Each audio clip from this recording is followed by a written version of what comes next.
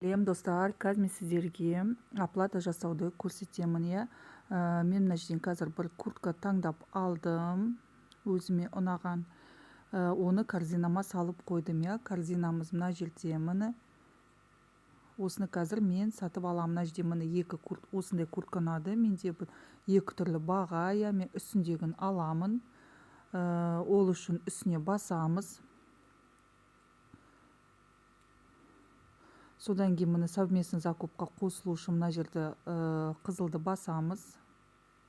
Мына жерде екеуін біреуін таңдаймыз. Үстіндегін таңдадым мен. Мына жерде түсін таңдаймыз. Түсін қара түс, 160 размер. 160 размер. Қазір мен қызылды басамын.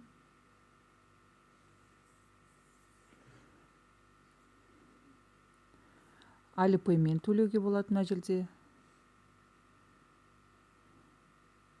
Немесе Pinduoduoмен төлеуге болады. Мен Pinduoduo арқылы төлеймін. Мінекей мына жерге біз өзіміздің платежный паролімізді жазамыз. Сосын мына жерде менде CVV код сұрап тұр. CVV кодымызды жазамыз. Карточканың артындағы 3 цифр.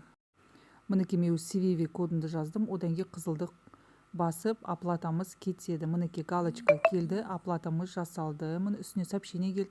64,78 юань бізден алынды. Мына жерде мінекей сообщение келіп тұр, тоже төленді. Дальше покупка жасайсыз ба деп жазылып тұр. Мен қызылды қойдым. Мінекей көріңіздер ме? Менде екі зат закуп жасадым. Екі затымыз осы жерде отправкаға дайын тұр. Отправка жасағаннан кейін ол грузовикке өтеді.